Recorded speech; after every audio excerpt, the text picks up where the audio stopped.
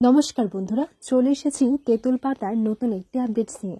আজকের গল্পের শুরুতে আপনারা দেখতে পাবেন ঋষি ঝিল্লিকে হাসপাতালে নিয়ে যায়, আর সেখানে ডক্টর ডক্টর বলে জোর গলায় চিৎকার করতে লাগে, কিন্তু সেখানে কেউ ছিল না।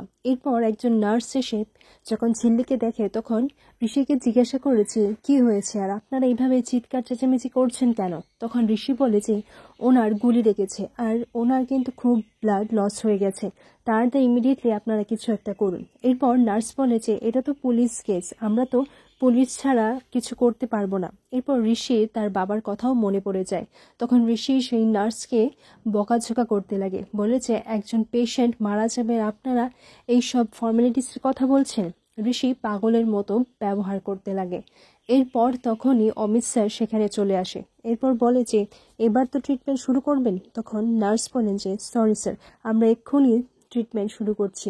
এরপর তাড়াতাড়ি এই খবর শুনে হাসপাতালের ডাক্তারবাবু চলে আসেন, আর ঋষিকে এসে বলে যে এই কি ঋষি, আমি তো শুনেই ছুটে আসলাম, কিন্তু এটা কি করে সম্ভব। এরপর ঋষি বলে সেসব আমি আপনাকে পরে বলবো, কিন্তু আপনি তাড়াতাড়ি দেখুন। এরপর দেখা যায় যে ডাক্তারবাবু জানিয়ে দেন যে ঝিল্লি ম্যাডামের যেরকম একটা সিচুয়েশন হয়ে রয়েছে তাকে তো আমরা ওকে বাঁচাতেই পারবো না। আচ্ছা, আপনার স্ত্রীর ব্লাড গ্রুপটা কি? তখন ঋষি বলেছে ব্লাড গ্রুপ না, মানে সেটা তো আমি জানি না আর কখনো জানা হয়নি। তখন ডাক্তারবাবু বলেন যে ঋষি, ঝিল্লির ব্লাড গ্রুপ তুমি জানো না, এটা কিন্তু তোমার থেকে আশা ছিল না। যে জায়গায় গুলিটা লেগেছে এতটা ব্লাড লস হয়ে গেছে, আমরা প্রাথমিক চিকিৎসা তো করতে পারবো, কিন্তু যে ইকুইপমেন্ট আর যে অপারেশনের সেট লাগবে সেটা কিন্তু এখানে সম্ভব হবে না। কারণ ভাইয়াজির লোকেরা ইলেকশনের সময় কিন্তু অপারেশন থিয়েটার একেবারে ভেঙে চুরে চুরমার করে দিয়েছিল। এরপর ঋষি বলেছে কি এটা আপনি কি বলছেন। তারপর দেখা যায় সন্ধ্যা মা ঝিলির বাবাকে ফোন করে সব বিষয়টা জানায়। অন্যদিকে দেখা যায় বাবুয়াকে এই শহর থেকে আর শিমুলপুর আর থেকেও দূরে পাঠানোর জন্য তারা তো ছদ্মবেশ সাজিয়ে দেয়, আর সেই জায়গায় অমিত স্যার গিয়ে পৌঁছে যান। আর অমিত স্যার গিয়ে দেখেন কি ব্যাপার, আপনাদের বাড়িতে এত বড় একটা ঝামেলা হয়ে গেছে আর আপনারা সবাই এখানে। আনফর্চুনেটলি এর পিছনে কিন্তু আপনারা রয়েছেন, আর আমি কিন্তু এটা খোঁজ চালিয়ে যাব। আর এই সাধু বাবা, আপনি কোথা থেকে এসছেন? এরপর খেয়ালি বলে যে আপনার যা জিজ্ঞাসা করার আপনি আমাকে জিজ্ঞাসা করুন, ইনি হচ্ছেন আমার মায়ের গুরুদেব, ওনাকে আপনি কিছু জিজ্ঞাসা করবেন না। এরপর বাবুয়া সেখান থেকে বেরিয়ে পড়ে আর রানাকে দেখে বলে আপনার বাড়িতে এত বড় একটা ইনসিডেন্ট হয়ে গেল আর আপনি এখানে কি করছেন। তখন খেয়ালি বলে আসলে ও আমার জন্য এসেছে, আমার শরীরটা না কিরকম করছিল, আসলে এরকম ইনসিডেন্ট দেখে শরীরটা না কিরকম হয়ে গিয়েছিল, তাই ও এখানে এসেছে। এরপর অমিত স্যার সেখান থেকে বেরিয়ে পড়ে। আর এইদিকে দেখা যায় ঝিল্লির কন্ডিশনও ভালো নেই, আর ঝিল্লির বাবা কলকাতা থেকে সমস্ত অপারেশনের জিনিস আর ডাক্তারবাবুও পাঠিয়ে দিয়েছে।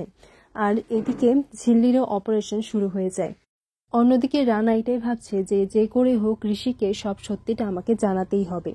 অপারেশন শেষ হওয়ার পর দেখা যায় যে ঝিল্লি কোমায় চলে যায়, আর কোমাতে যাওয়ার পর সেই ডাক্তারবাবুর সঙ্গে যখন কথা বলতে চান তখন ডাক্তারবাবু ঋষিকে জানান যে ঝিল্লি ভালো নেই, উনি কোমায় চলে গেছেন।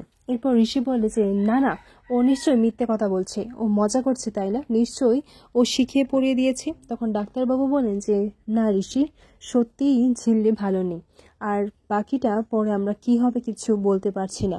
এরপর ঋষি বলে সত্যি ও নিশ্চয়ই টেপমি করছে, আর আমি ওকে তো খুব ভালো করে চিনি, ও আমার সাথে কি কি করে এটা তো আর আপনারা জানেন না।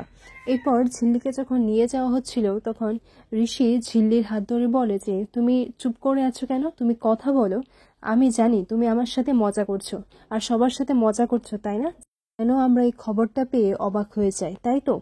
এরপর ঋষিকে সবাই আটকায়, বলে যে ঝিল্লিকে যেতে দে, ও সুস্থ হয়ে যাবে, এরকম পাগলামি করিস না।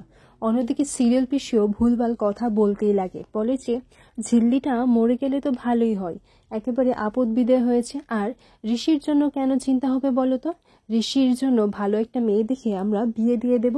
আর এই কথাটা শুনেই বড় মা খুব রেগে যায়। বড় মা সিরিয়াল পিসিকে বলে শোনো অঞ্জু, আমি এতদিন তোমাকে কিচ্ছু বলিনি, সবকিছু কিন্তু সহ্য করে গেছি, কিন্তু আর একটা কথাও যদি তুমি ঝিল্লির বিষয়ে বলো তাহলে কিন্তু আমার থেকে খারাপ আর কেউ হবে না। এতদিন এই বাড়ির যা কেউ দেখেনি আর যেটা তুমি কখনো দেখিওনি আমি কিন্তু সেই রকম রূপে দেখাবো।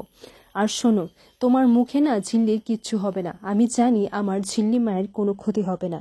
এদিকে রানাও পৌঁছে যায় ঋষিকে কখন সেই সত্যি কথাটা বলবে।